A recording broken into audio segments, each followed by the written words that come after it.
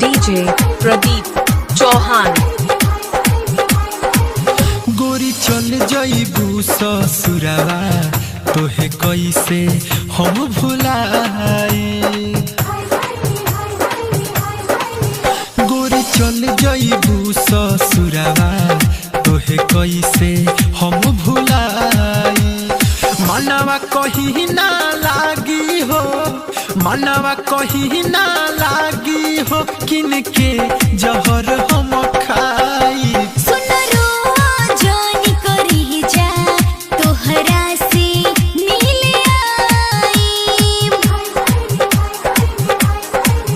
DJ Pradeep Chauhan.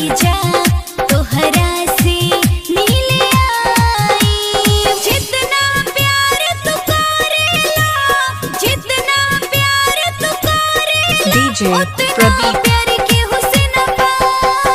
गोरी चल जइबू ससुरावा तोहे कैसे हम भुलाई। डीजे प्रदीप चौहान कलमालपुर हाट। हमके तू बिसरहिबू हो, पिया संगे रास रचइबू हो। मोर जिंदगी सुनसान बना के दोसरा के सेज सजइबू हो। डीजे प्रदीप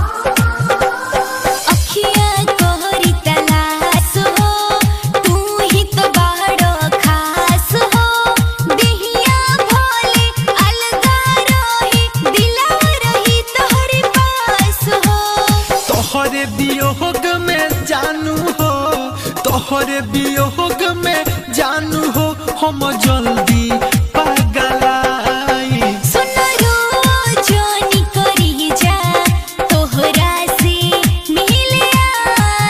गोरी चल जइबू ससुरावा डीजे प्रदीप कैसे हम भुलाई। डीजे अमित राज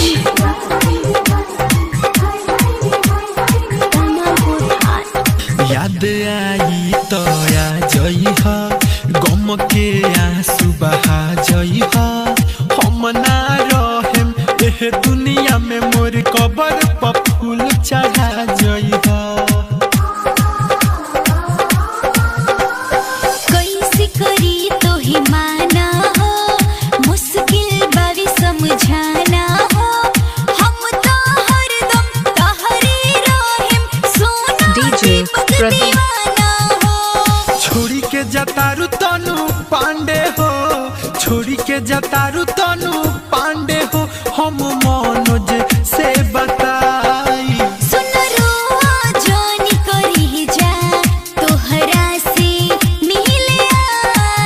गोरी चल जइबू ससुरावा तोहे कैसे हम भुलाई।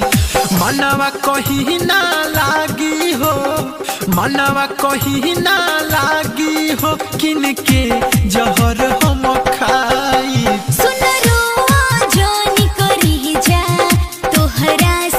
डीजे प्रदीप गोरी चल जइबू ससुरावा तोहे कैसे हम भुलाई। DJ Pradeep DJ Pradeep DJ Pradeep